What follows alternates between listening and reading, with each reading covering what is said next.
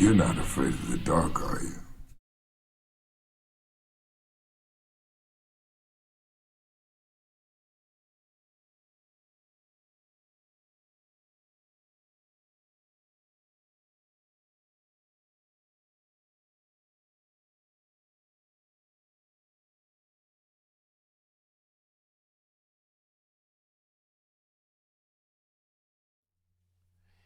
All right. Welcome back, everyone, to the Dark Warrior Perspective channel. Of course, it's your boy, Dark Warrior himself. First and foremost, before we get started on this next presentation, I want to apologize to everyone on the volume of my last presentation dealing with black nationalism. I was informed by a brother who had told me that the volume was a bit low. I'm really sorry for that.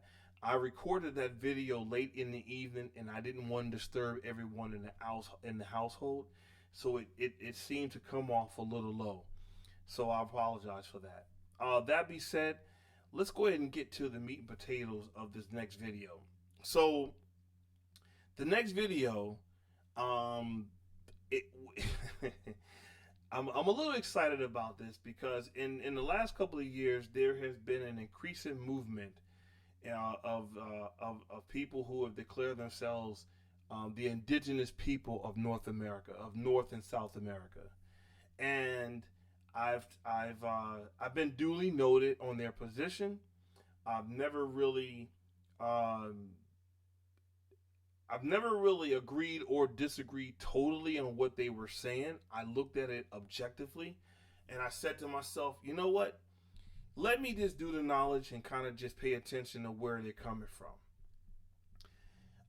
So as you can see on the screen, we've gone back to the Black World magazine, July 1973 article, a Johnson publication.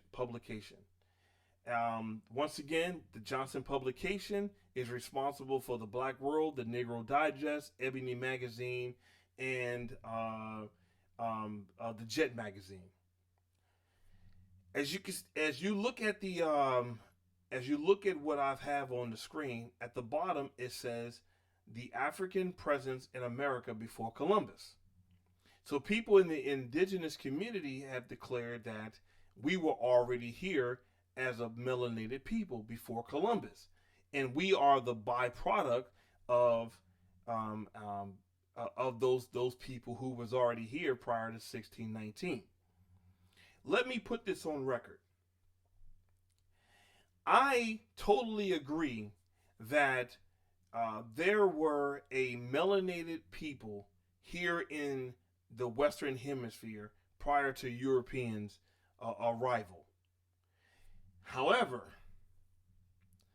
I truly believe in my research and deeply in my heart, objectively speaking, that the people in whom we see today are who we call African American, Afro American, Black American, or whatever, is a direct lineage of the transatlantic slave trade.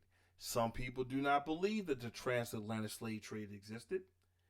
Some people feel as though yes, the transatlantic slave trade existed, but we are not part of it.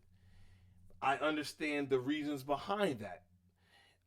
Propaganda have convinced many people that um, being associated with such an atrocity is so embarrassing that I don't want to have anything to do with that. That's cool. I got it. That's only because people don't understand the greatness of Africa and the contributions. So, as I was reading this same magazine, this article in which we talked about black nationalism, I wanted to talk to you today about the article written about the African presence in America before Columbus. So, with no further ado, let's begin this article reading, and I want to get your insight. All right, Black World edition, July 1973, a Johnson publication. All right, so we're gonna go and we're gonna go ahead and open up the article. Boom. the African presence in America before Columbus. All right? Let me go ahead and expand this for you, okay? It was written by Floyd W. Hayes III. All right? Now, I read this article. I'm familiar with writings of some of the authors and some of the historians, and I want to present this article for the viewers to give their objective opinion about the subject matter. Let's begin. All right. As you can see on the front cover, we have what we call the Olmec people. They have a strong negroid nose, mouth, cheekbones, and a helmet. The helmet, from my understanding, is something in which they were wearing for like warlike purposes and for traveling. Okay. Now, the article starts like this.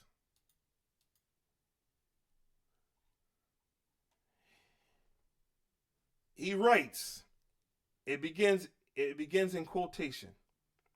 It can be positively concluded, in view of the abundant volume of information, that Africans arrived in the Americas long before Columbus and established relationships with and had a profound influence upon Native Americans. Meaning, there is already a melanated group of people here in North and South Americas and throughout the Caribbeans, or what we call the West Indies. However, when the Africans arrived, they established a relationship with these groups of people, and they had an influence with these groups of people. So that's already showing that Africans are already traveling to the North and South Americas. I know some people may argue that they didn't have the capability of traveling here to the Americas. My rebuttal is, so you're telling me Europeans can travel and learn and know how to navigate, but Africans couldn't, who came before Europeans, because Europeans are the last branch of humanity. So how is it that the last branch of humanity can learn how to travel through the seas, but Africans who came before them cannot? Let's begin the article. Let's go ahead and minimize it a little bit. It starts, the contemporary black educator has an enormous challenge. One of his prime tasks must be the research, resurrection, and dissemination of information about the long suppressed contributions Africans in Africa and throughout the diaspora have made towards the development of world civilization. It is transparent that extant literature, that traditional academic disciplines, mainly the social sciences, have given a distorted representation of the African experience. Racism has been so pervasive that social scientists commenting on the African experience and reminiscence of Rudyard Kipling's poem. He wrote a poem entitled The White Man's Burden, have until recent times characterized the black man as a half devil, half child, waiting in the darkness of ignorance before the coming of the European to bring the light of Western civilization and culture. Additionally, most Western scholars until recently have falsely maintained that Africa made little substantial contribution to the evolution of world civilization. For instance, Greece is praised as the original foundation of world culture, the development of the arts and sciences, while the fact that the development of Greece was strongly influenced by Africa is ignored. It must not be forgotten that the Greeks did not carry culture and learning to Africa, but located them there. Generally speaking, little of Africa is known except on the issue of the slave trade. This is the reason why so many people want to disconnect themselves from Africa, because the propaganda of Africa is though it is a dark country, it never produced anything, and it only the only purpose of Africa was to give bodies of Africa to the chattel slavery. This can be furthest from the truth, ladies and gentlemen. As you can see, there are highlighted commentary in this article that I'm not gonna always read all of these because I don't want to draw this out. Okay? But as you can see right here in small print, Egyptian cults of Isis and Osiris, in the belief that Greek scholars like Herodotus and Plutarch came the Orphic doctrine of a judgment after death.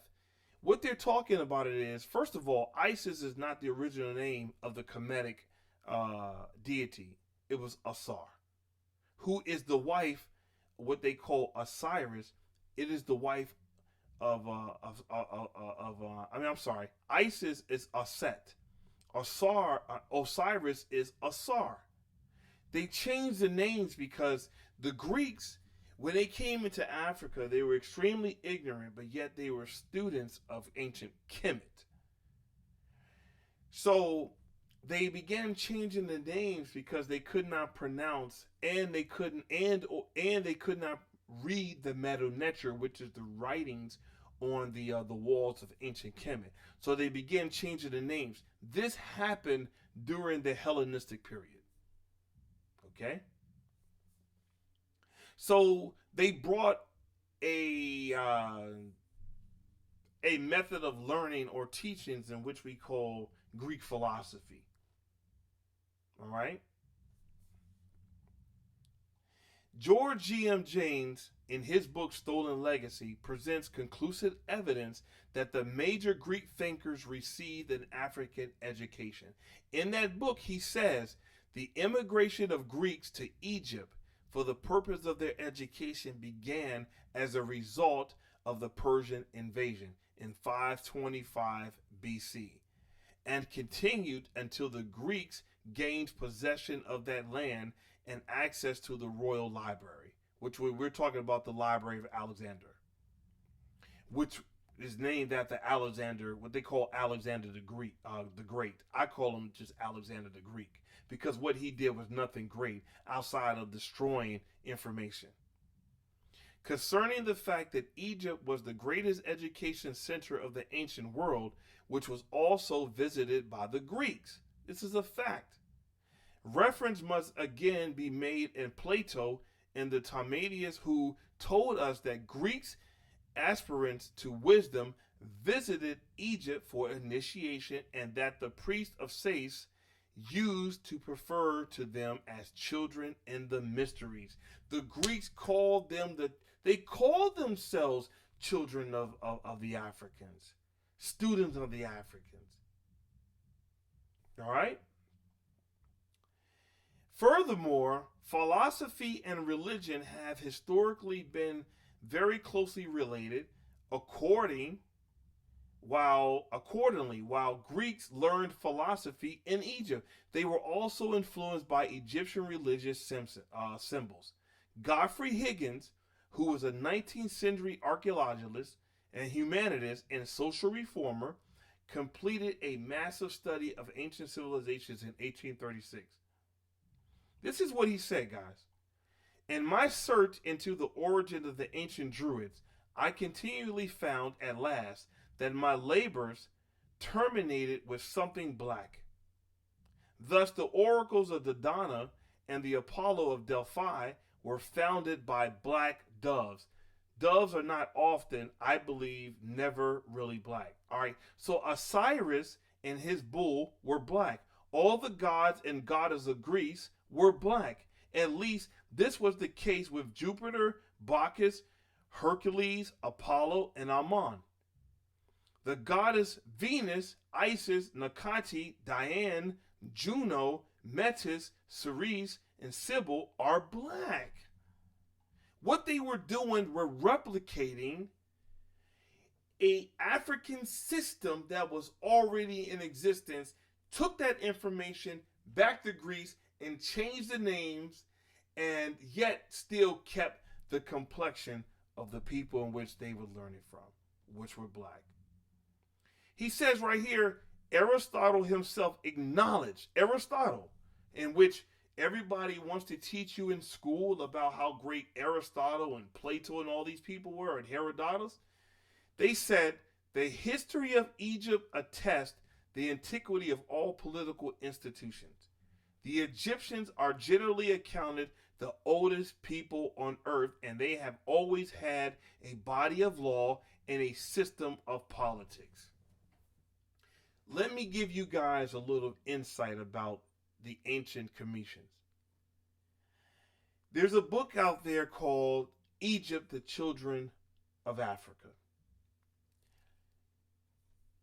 The people who migrated in that northeast corner of Africa, in which we call Kemet, later renamed Egypt, is a byproduct of a migration of Africans coming from the Central East location of Africa, Uganda, Angola, okay, South Africa.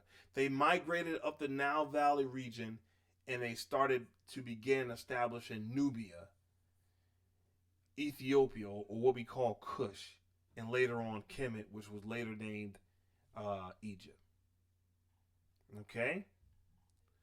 Now, it says right here, more than anything else, the legacies of slavery and colonialism have been most devastating to African peoples, and the effects of these inhuman institutions linger on.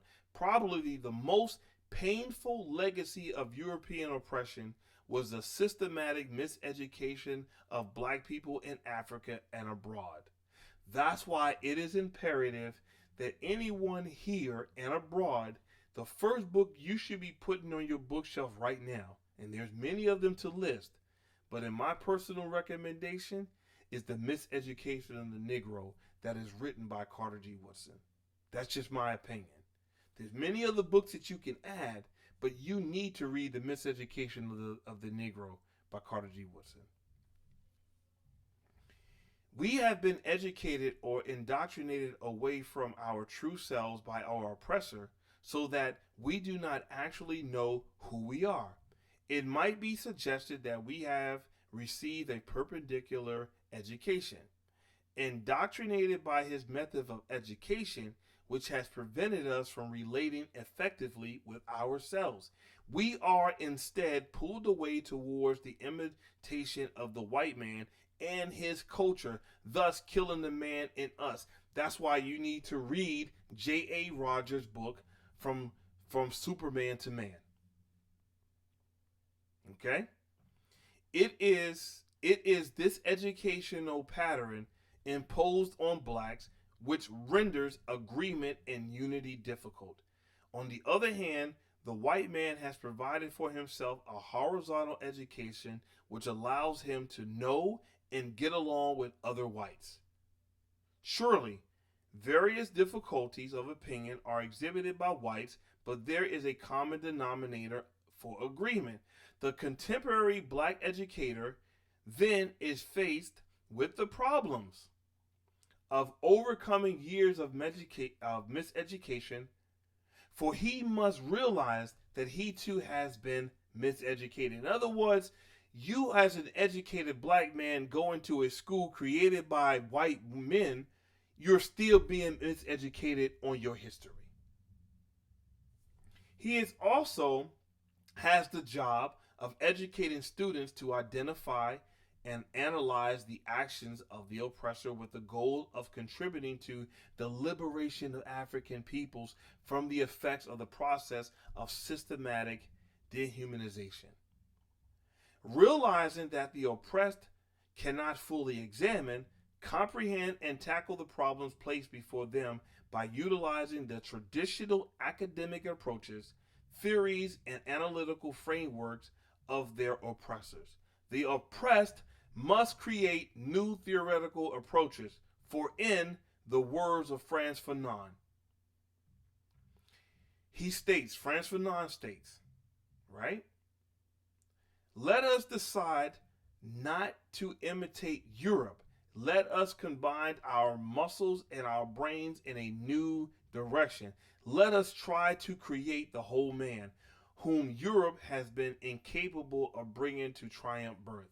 Frantz Fanon also wrote the book The Wretches of the Earth, and a few other books.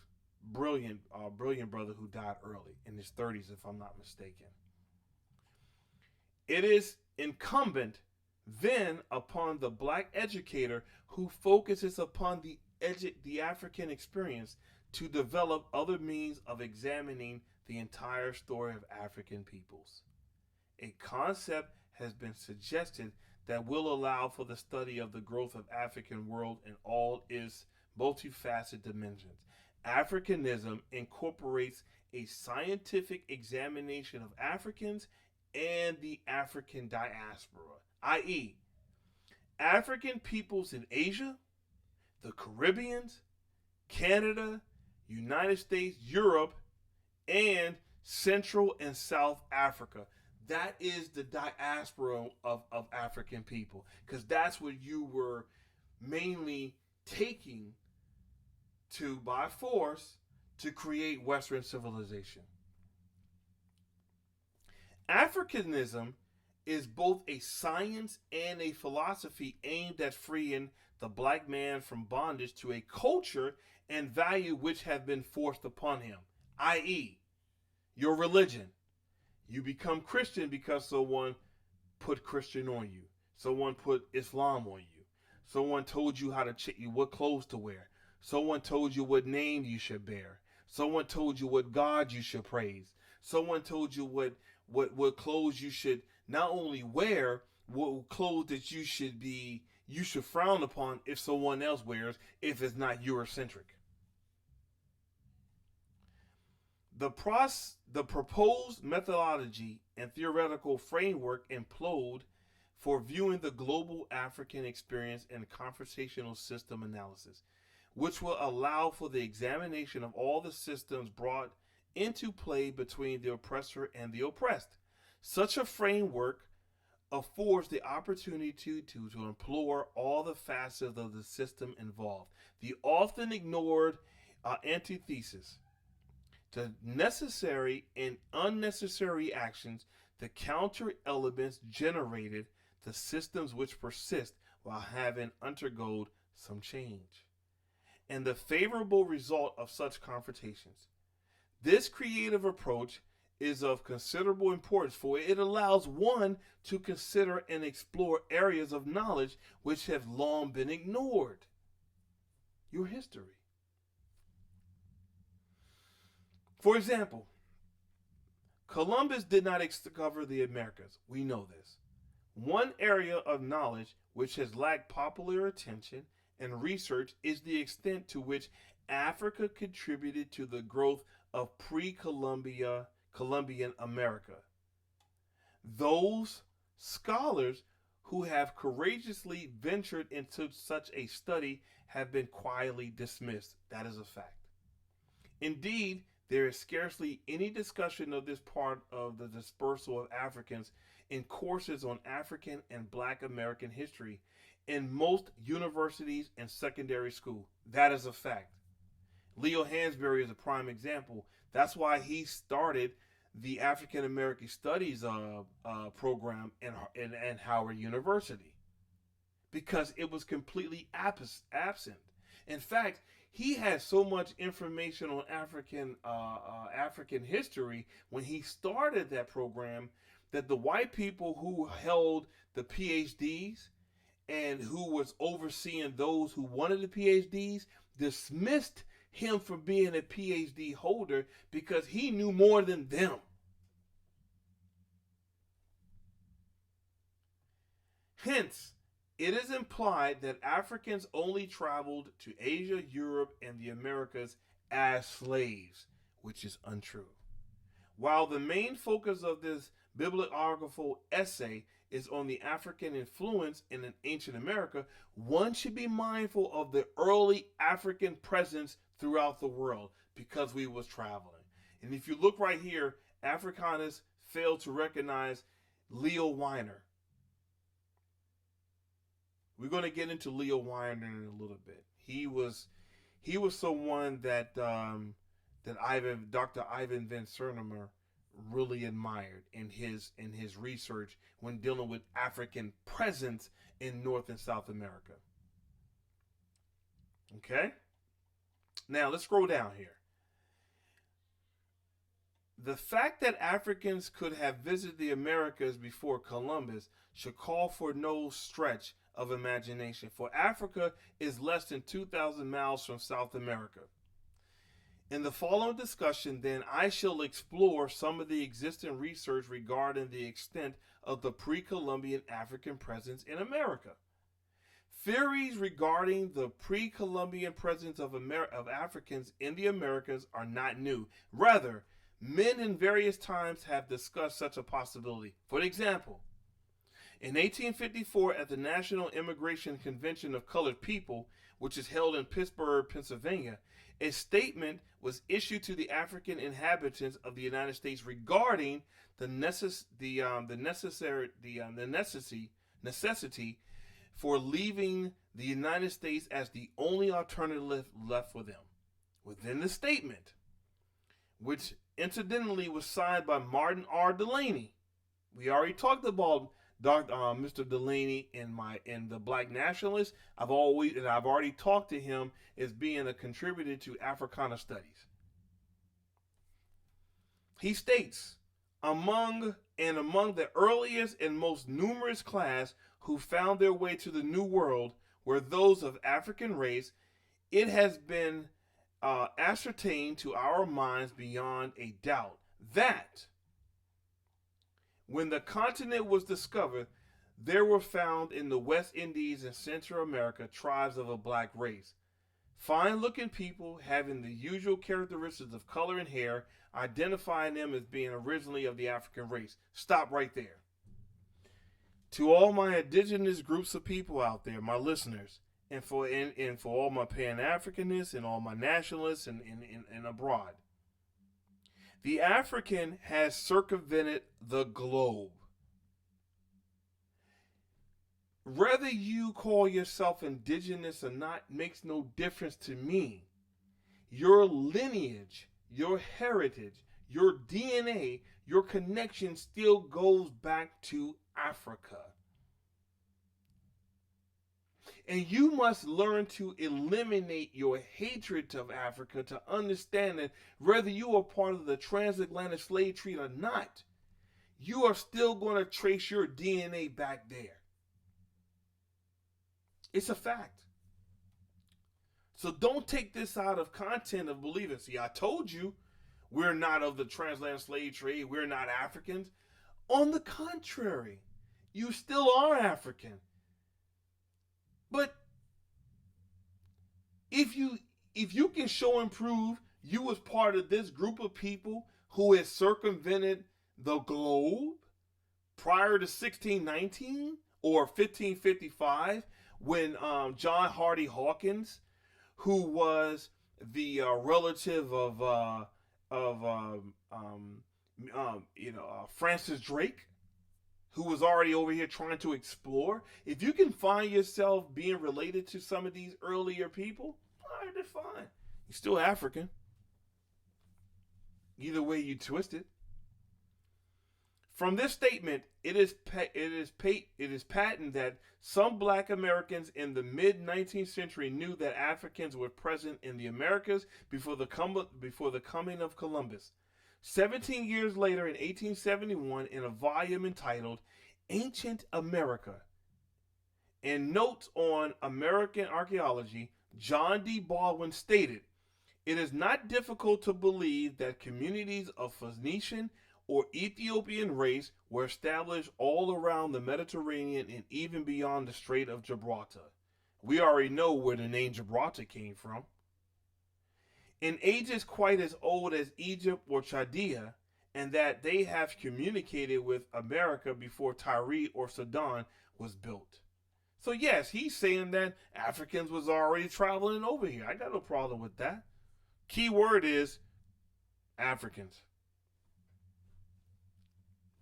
By 1900, the notion that Africans could have traveled to the Americas have moved beyond the stage of speculation. It was now definite that Africans had made contact with the Americas. Peter DeRue, in his History of America before Columbus, was quite firm in acknowledging that Africans have settled in the Western Hemisphere and made contact with Native Americans. With Native Americans, there were already a group of people here that the Africans had come in contact with. This is very key because some people believe that you are of the descendants of some native group of people here and not African. You got to show and prove that. He says, yet a better proof of ancient Negro arrivals is the fact of Negro colonies found by the Spanish and Portuguese discoverers on the eastern coast of South and Central America. Mendoza encountered a tribe of Negroes and Balboa when on his famous expedition of the discovery of the Pacific Ocean met in the old province of Corica. At only 2 days travel from the Gulf of Darien with a settlement of Negroes. This is where it needs to be clarified when people of the indigenous community say that, see, I told you these were the black people that they're referring to. These black people that you're talking about, in my humble opinion and in my diligent research, are people who was recently coming from Africa into the Americas and already settling here with a group of people that was already here. So this is going to be troublesome if you're talking about you're the indigenous people in Turtle Island that had nothing to do with Africa. I disagree. In 1920, Leo Weiner, a Harvard University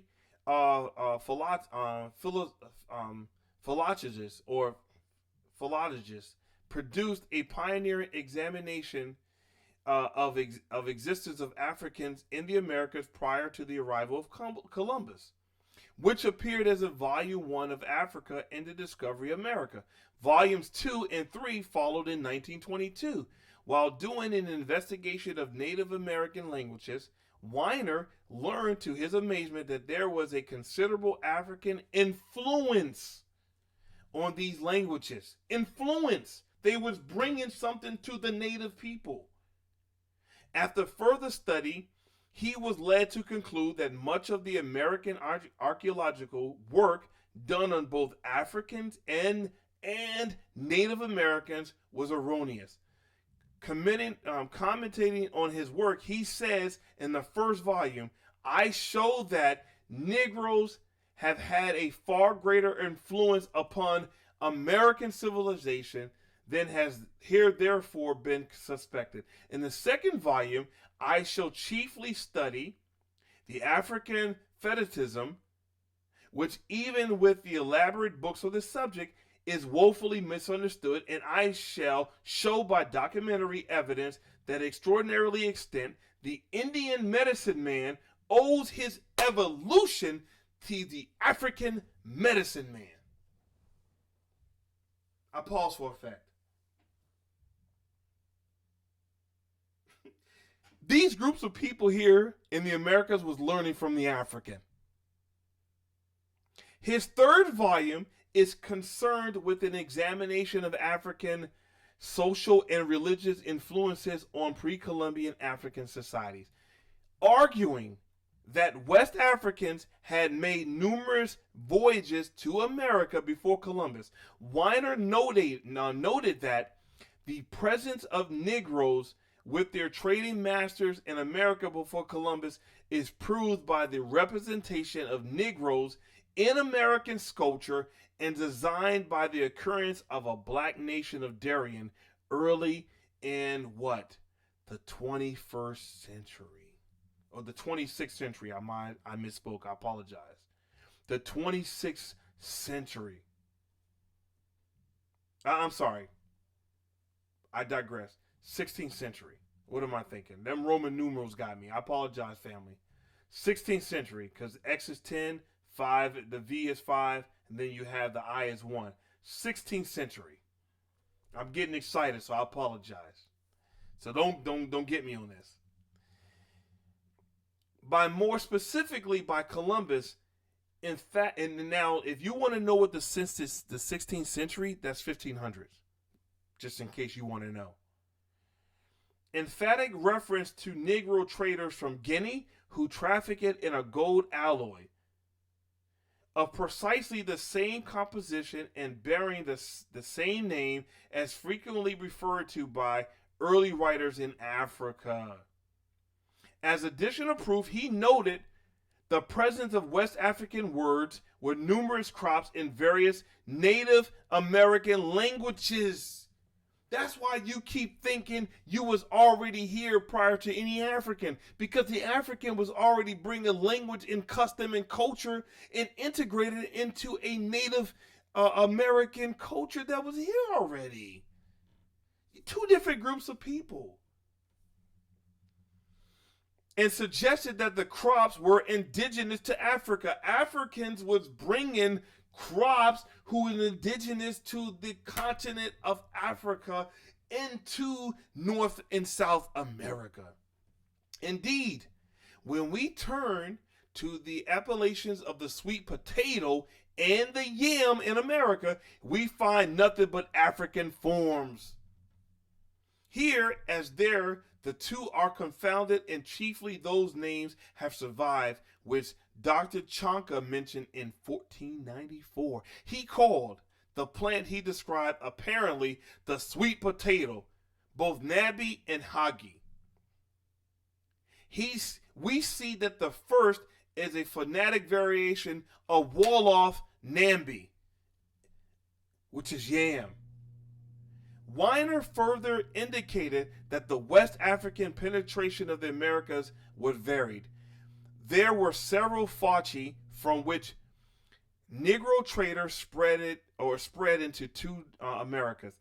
The eastern part of South America, where the Caribs are mentioned, seems to have been reached from the West Indies and other stream, possibly from the same focus. Radiated to the north along roads marked by presence of mounds, not pyramids, mounds, two different constructs, one made of brick and stone, one made of dirt, and reached as far as Canada. The chief cultural influence was exerted by a Negro colony in Mexico. Guys, come on, man. They're bringing their engineering influence and knowledge into Mexico, down in the Gulf of Mexico. It's been instrumental in establishing the city of Mexico. That's why there's such a resemblance in the Aztec and the Mayan civilization to the ones over in Kemet and Nubia, because the African is bringing their knowledge to the people. They're helping them build. From here, their influence pervaded the neighboring tribes and ultimately, directly or indirectly, reached Peru, which was a highly African influenced country, until they started importing Europeans to whiten it.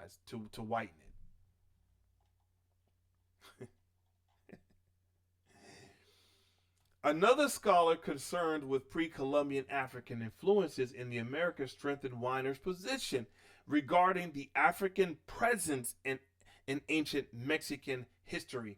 J.A. Rogers, or Joel A. Rogers, the prolific black writer and student of world civilization in Africa's Gift to America. I presented this book in my book review of my suggested book to read. suggested that, and I hope that you bought that book. If not, go back to when I did my book review. Those were one of the books that I presented that you need to be on your shelf. And Africa's gift to America suggested that Africa played a role, perhaps the chief role, in the earliest development of America, a period that antedates Columbus by many centuries, namely Aztec, Mayan, and Inca civilizations. The native people here didn't have this knowledge until Africans brought it to them. That's why there's such a resemblance. And that's why you keep thinking those are your people. Those were African people that was bringing that information. And if you know more than J.A. Rogers and Leo Weiner, then present your argument. About 500 BC or earlier, Africans sailed over to America and continued to do so until the time of Columbus. Additionally, Rogers quoted several Mexican authorities on the subject. Here's your Mexican authorities, ladies and gentlemen.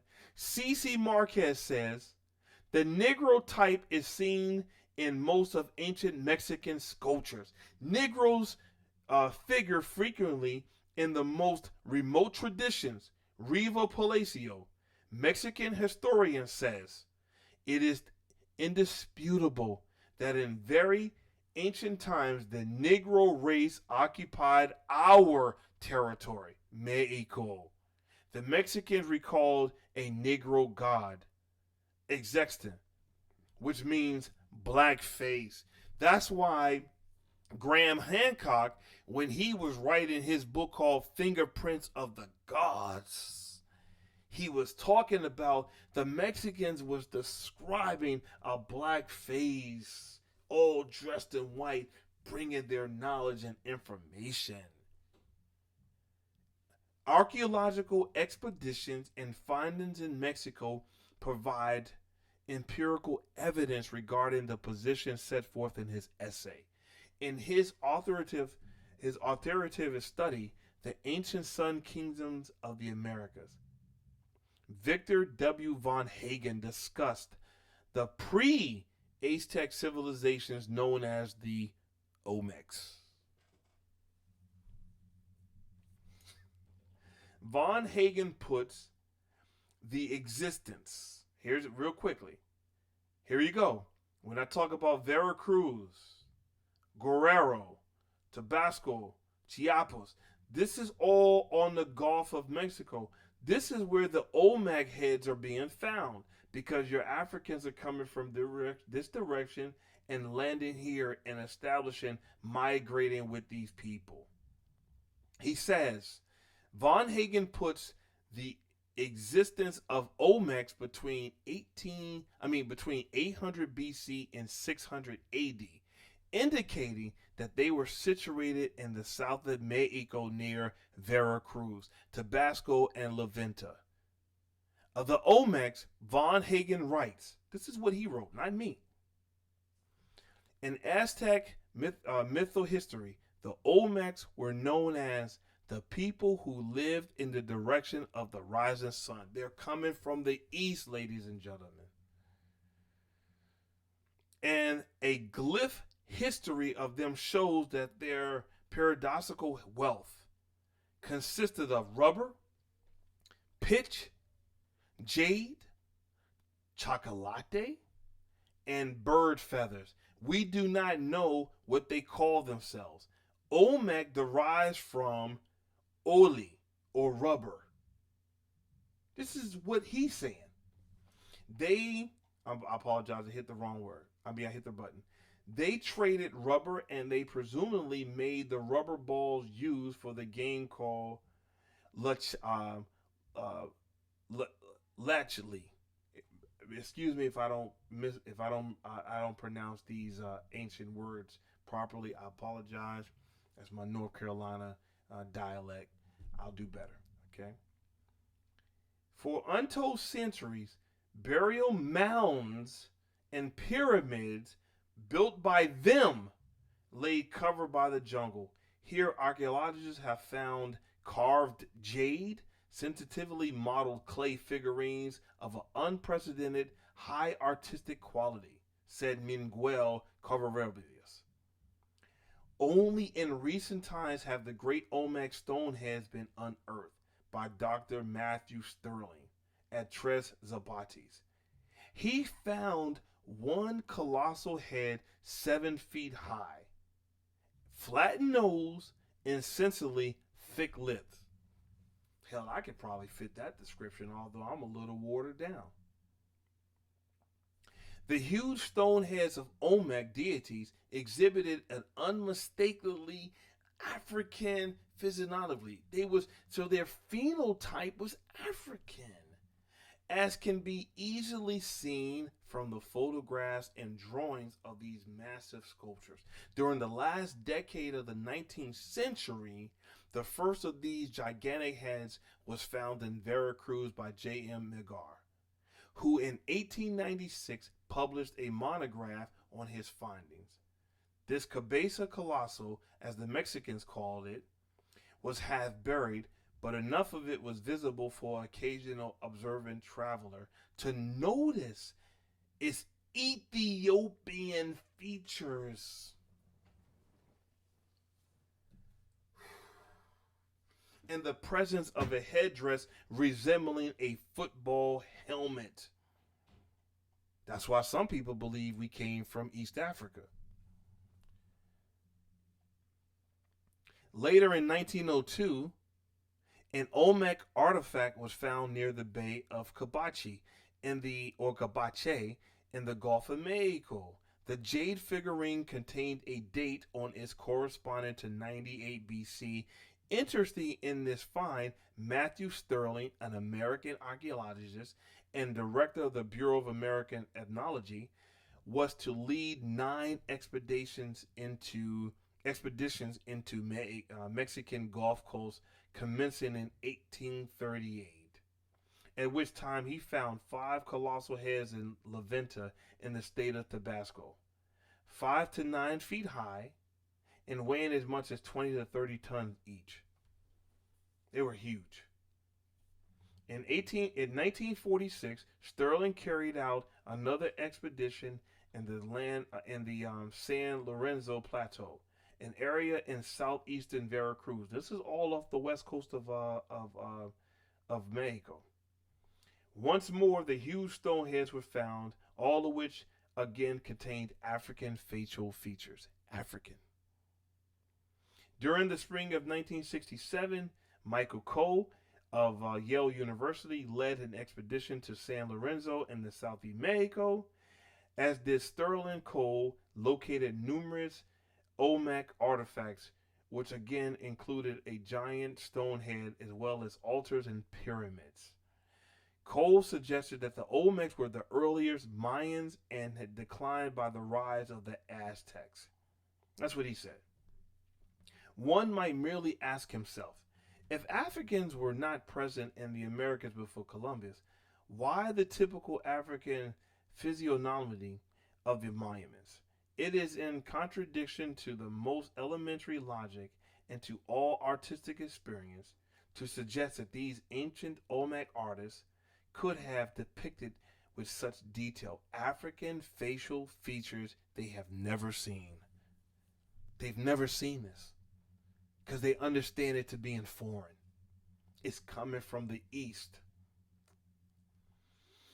From the preceding discussion, there should be little doubt that Africans arrived in the Americas long before Columbus.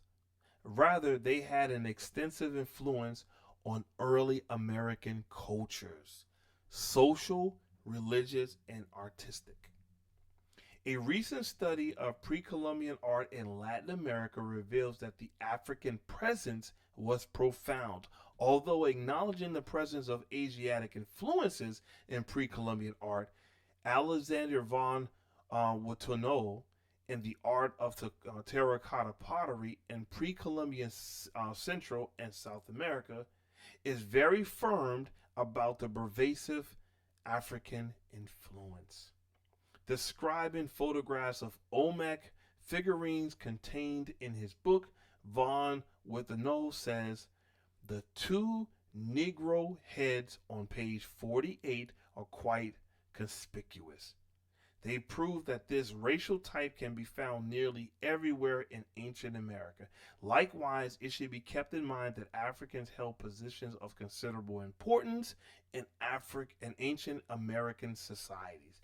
It would thus be flying in the face of truth to deny that African presence in pre-Columbian America. Juan Withenow comments further. The Negro element is the exception, but it is well proven by the large Olmec stone monuments as well as the terracotta items, and therefore cannot be excluded from pre-Columbian history of the Americas. Furthermore, it is precisely the Negroid representations which often indicate personalities of high position who can unhesitantly be compared to the outstanding Negroes who served as models for great works of art in Egypt and in Nigeria. Why Nigeria? Because you have the Noke civilization. Shout out to my man, Truth Historian, my boy Danny. He did a video on the Noke civilization some time ago, and he explains to you that this is a group of people who was in earlier Nigeria in the Benin in the Benin time. This pottery that just soon eventually just kind of disappeared, where they had strong African features, broad nose, thick lips, cheekbones, the whole nine. Shout out to that brother, man. Recent discussions of the high level of culture and maritime skill of West Africans lend additional credence to the claims by Weiner, Rogers, Von Withenow, and others that Africans braved the roaring waters of the Atlantic Ocean and established relationships with Native Americans more than 1,000 years ago. They was traveling. You think Europeans was the only one that knew about darn latitude and longitude? They learned from us. Or at least our ancestors, because I don't know anything about it. But I know my ancestors did.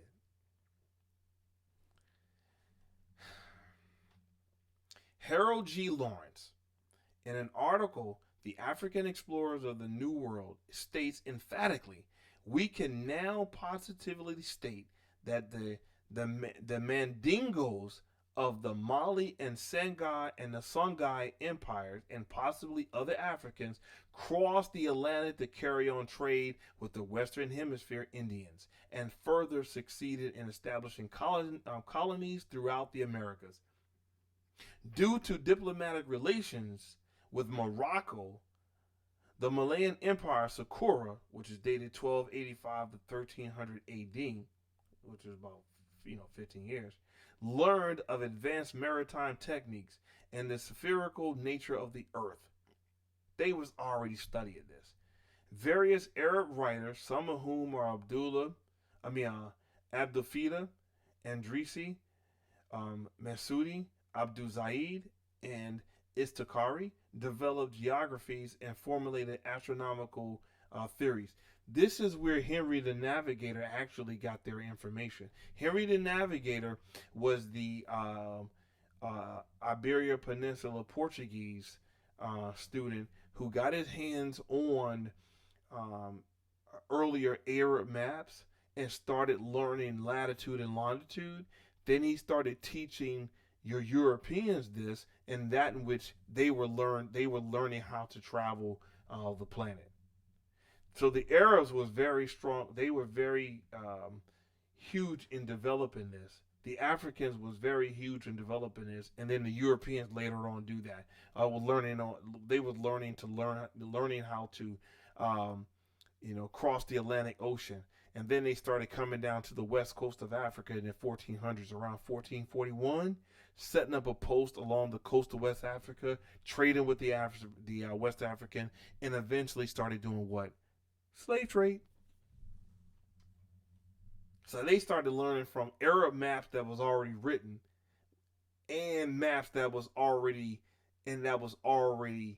created by Africans from Mali and Songhai. West Africans, I'm just saying.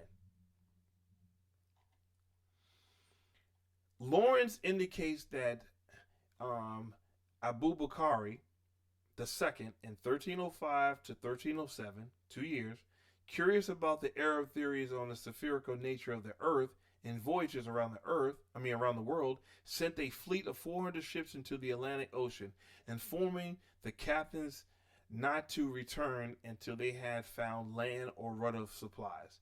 After a considerable time had passed, one ship returned, its captain telling Abu Bakr that the others had perished into violent waters. Abu Bakr then led a fleet of 2,000 ships into the Atlantic. Before departing, Abu Bakr confirmed temporary authorities to the hands of his brother Mansa Musa. Like I was explaining to my brother Muhammad earlier about Mansa Musa. That they were sending ships into this travel. Some made it, most didn't. Mansa Musa certainly that he would return. Unfortunately, Abu Bakr never did. So Abu Bakr, all right, who's the brother of Mansa Musa, tried to go out to the Atlantic Ocean and travel. He didn't make it. He just didn't. But it was already put in process of their traveling across the Atlantic Ocean. Ronald W. Davis, utilizing Arabic and French sources in an essay entitled Negro Contributions to the Exploration of the Globe, corroborates Lawrence's accounts of Malayan voyages into the Atlantic. They was traveling to the Atlantic. Mansa Musa, who had by early 1320s conquered new territories and integrated the older provinces into the Mali Empire. Okay? He gained lasting international fame primarily because of his lavish Hajj. He was constantly, just to clarify that, Mansa Musa was a West African Muslim. He subscribed to the religion of Islam. He was extremely wealthy because the part of West Africa that he was in Mali, was already producing a substantial amount of gold. And because of being a Muslim, he would always take his pilgrimage to Mecca. But he had so much gold, oftentimes he would bankrupt many of the countries he came in contact with because he had so much gold, and they could not their banking system could not compete with the amount of gold in which he was bringing. He undertook this pilgrimage in Mecca in 1324, the 12th century. Arriving in Cairo and receiving considerable attention, as would be expected, Mansa Musa was asked about his succession to the throne. He thus told of his successor's speculation about the outer reaches of the Atlantic and his sending the fleet. Davis' account is thus very similar to that of Lawrence. Commenting on Mansa Musa's narrative, Davis says it is difficult to accept the proposition that Musa simply invented this story. Elsewhere, Davis states, "We know that Mali, although essentially an inland empire, did have an outlet to the sea in the Senegambia region during parts of the 14th century. There is no better point of departure for the Americas than this particular portion of the African coast. For here expeditions may take advantage of the northeast trade winds, okay, which blow steadily and evenly almost year-round. So they're understanding how the winds can take your ships across the ocean at a certain part of the year and what direction to do so. For anyone who's skeptical that you was able to come from Africa to South America. Now, in a vast arc skirting the northwest coast of Africa and curving towards the great eastern bulge of South America, Columbus himself, for reasons not yet certain, chose to drop from Spain to latitudes comparable to Senegambia before starting the ocean crossing. We might be a little more certain about Columbus' reasons if we consult J.A. Rogers, who writes, "It is even possible that Columbus had heard of the New World from Africans brought to Spain and Portugal in his time. Furthermore, Columbus spent some time in West Africa just before he left Spain for America. In fact, Columbus spent 25 years. Columbus had already admitted in his diary that he was already going up and down the west coast of Africa for about 25 years. That's a fact.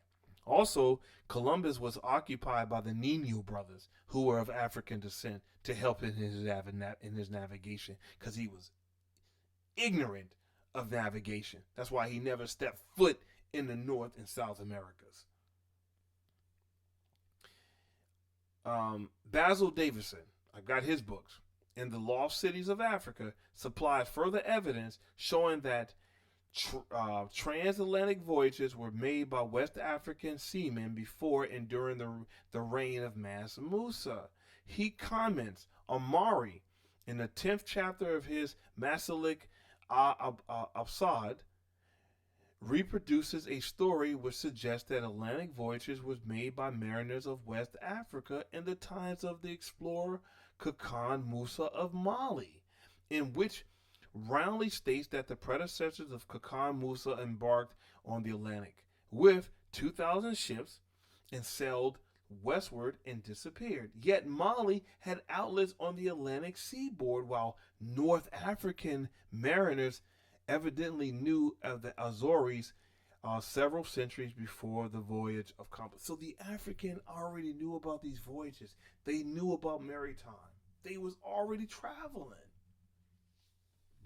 Probably one of the most recent historical examinations of the extent of the pre-Columbian existence of Africans in the Americas has been undertaken by John G. Jackson, another one of my great heroes of history teachings.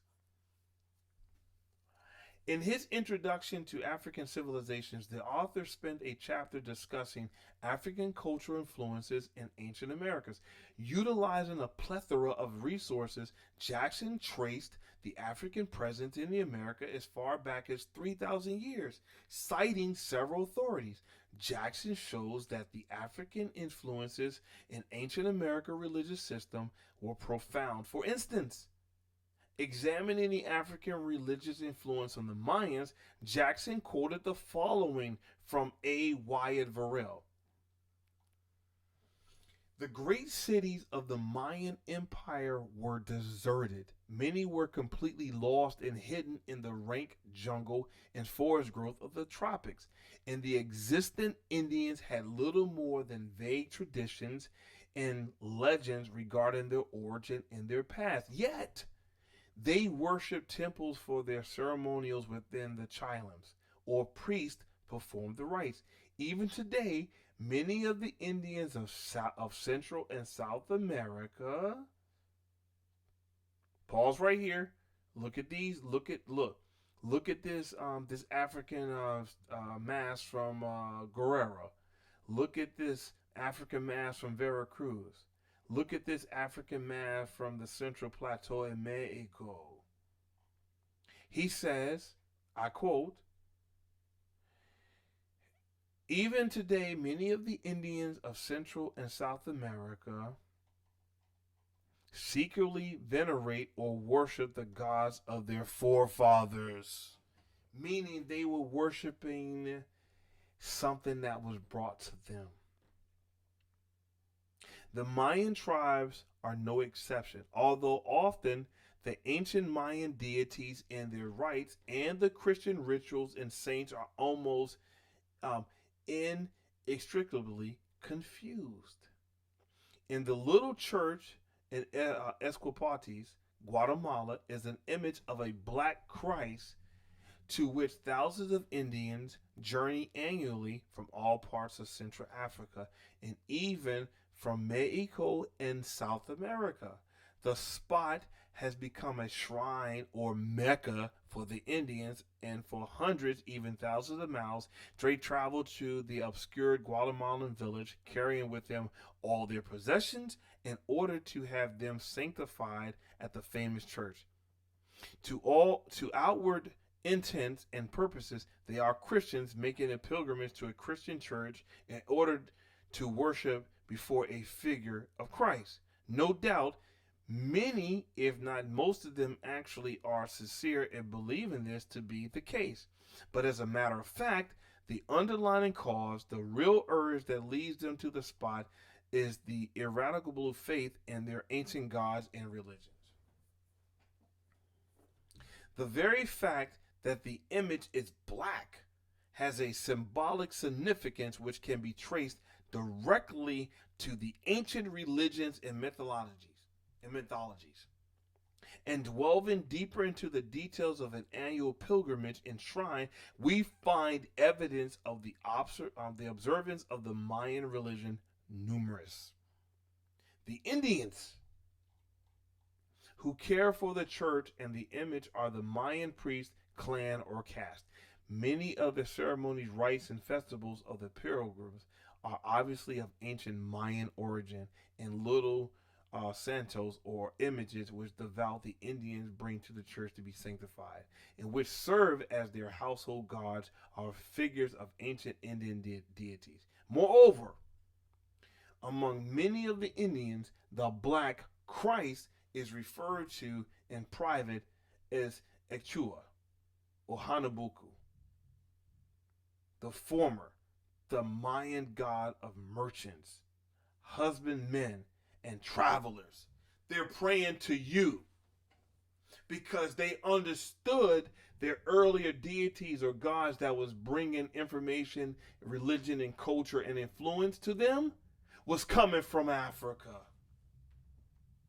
And they've established a religious ritual praying you.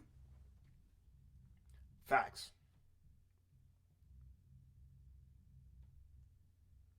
Often prefixed with the Spanish Cristo or Christ as Cristo El Quechua or as Cristo Hanabuku, Old Civilizations of the New World. This is the name of the book. Old Civilization of the New World, page 143 to 146 by Hagen Varel. This is the reference if you want to know. In case you want to know my source. And this is in the article. Lawrence also corroborates this account when he writes, an examination of ancient Indian religions yields additional information of the condition of early Africans in America. Several Indian nations, such as the Mayans, the Aztecs, and Incas, worshipped black gods along with their other deities. And the Mayan religion particularly exemplifies the high esteem in which the Negroes were held, because they understood who brought them civilization to uplift them. That's why the mounds down there resemble the pyramids in Nubia and Kemet, or what we now call the Sudan in Egypt. That's why there's so much resemblance in the writings, the Medu Neter over in Africa, and the writings on the walls in South America and in the Americas. An examination of ancient Indian religions yields additional information of the conditions of the early Africans in America. Several Indian nations, such as the Mayans, Aztecs, and Incas, worship black gods along with their own deities, and the Maya religion particularly exemplifies the high esteem in which Negroes were held among the black deities. Quetzalcoatl, the serpent god, and the Messiah. They are praying towards you, the African, who was bringing a religion and a god and a culture to them. The traitor god and the war captain are the most revealing. Their surviving portraits show them black and woolly hair to have been unmistakably what? Negro.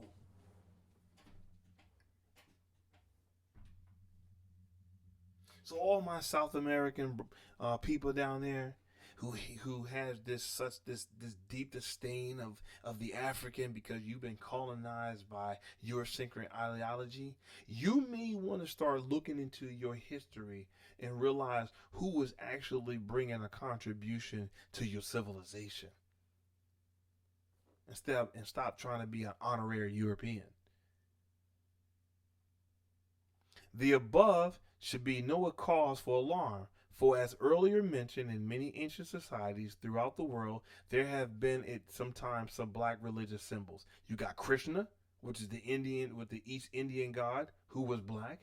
That's why I laugh at Indians who's caught onto this darn casting system, this Brahma mentality of thinking. Because don't forget, India was also colonized by the Brits, and Hindu is a religion that was a was a construct of being a discriminating type of religion in which the lighter skinned upper class Indians was the head of Brahmin and your darker skinned Indians was the feet of Brahmin.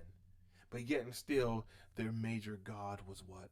Krishna, who was black, African, because India was established by early Ethiopian um, residents who came into the Indus Valley region and established that civilization to all those East Indians who feel as though their origins is not coming from out of Africa.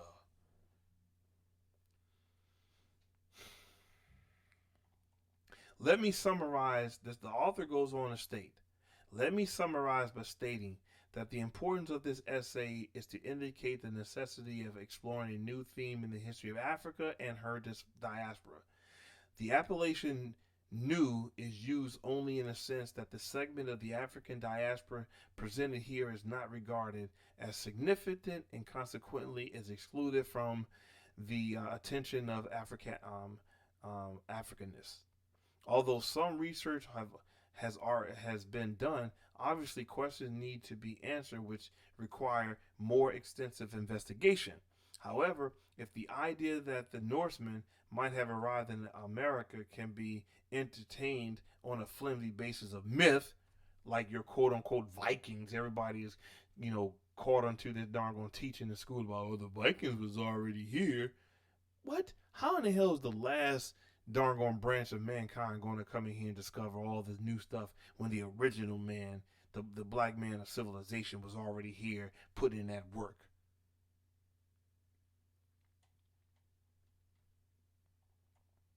He says that it's a flimsy basis of myth and a few scattered artifacts. Then it can be positively concluded, in view of a far more abundant volume of information, that Africans arrived in the Americas long before Columbus and established relationships with and had a profound influence upon Native Americans. The investigation, resurrection, and dissemination of knowledge about the early voluntary dispersal of Africans throughout the world should help to destroy the myth Europeans and their descendants have encountered that world civilization developed without any substantial African influence. The examination of the pre Columbian African presence in Americas will provide the most important link between the African past and the history of the African diaspora. It is incumbent upon Africanists to acknowledge that Africa's initial contact with the Americas was not through slavery at an arbitrary set of data in 1619. A more accurate account of Africa's long and pronounced influence on ancient American cultures must be projected. It is a travesty of scholarship that college and university courses on the history of the African experience continue to ignore the pre-Columbian influence of Africans on the Americas. Additionally, it must be recognized that the continued instruction to secondary and elementary school children that Columbus discovered America serves no enlightenment purpose and should be curtailed. The study of African diaspora will give the black man, wherever he is, a sense of identity and pride in himself, his people, and his past, which will enable him to deal effectively with the present and the future. Every true African scholar should constantly seek the truth, and his enterprise necessitates several things: the reprisal and reconstruction of traditional academic approaches to African studies. For example, we have suggested confrontational systems analysis, the implementation of creative means for the attainment of knowledge about the African experience, the vision to exhume that part of African past that has been surprised, and confidence in recognize these academic endeavors as true scholarship. Ladies and gentlemen, boys and girls, men and women, this is in fact the conclusion of this article in which I wanted to share with you because let's just face it. Um, there is some dishonesty when it comes to the contribution of the African. People are too often cherry picking history to support their platform. I thought this article was extremely honest and overdue, and that's why I felt as though I needed to share with you because he just gave many resources and he clarified the fact that there is one thing to say you was already somewhere just sitting here idly waiting for Europeans to come in 1619 and do nothing. And there's a difference between a civilization of people that's coming from the east contributing to the people that was already here. I, for one, stand by the fact that the majority of you listening and watching this video is a byproduct of the very same people who civilized an indigenous people that was already here. This book right here, it's a good book with no shadow of a doubt. Ida Van Sertima is one of my heroes. But I have an issue with someone having self-hate because they don't want to call themselves African. Because you keep associating Africa with a slave trade, a chattel slavery, but you don't have the slightest idea the contributions of the African given to the world. So that concludes my reading of this article. Man, I really appreciate everyone tuning in and listening to this video. I want you to do your due diligence to study more. The Leo Weiners, the Dr. Ivan Van Sertimas, the Dr. Renuka Roshidis, um, the Dr. Henry Clarks, the John G. Jacksons, the Dr. Ben Yakadins. I mean, the list goes on. Understand that the African, yes, was here in the Americas prior to 1619, but they was bringing African tradition, culture, language, writings, and artifacts and building techniques to a group of people who was praising your name by developing rituals to say thank you in and putting it in perspective of it being black. So, with no further ado, please, man, subscribe to the channel, share, like, leave a comment, and also download that Dark Warrior Perspective app. I'm going to be doing some extra things soon to add more information to the app. And with no further ado, I say peace.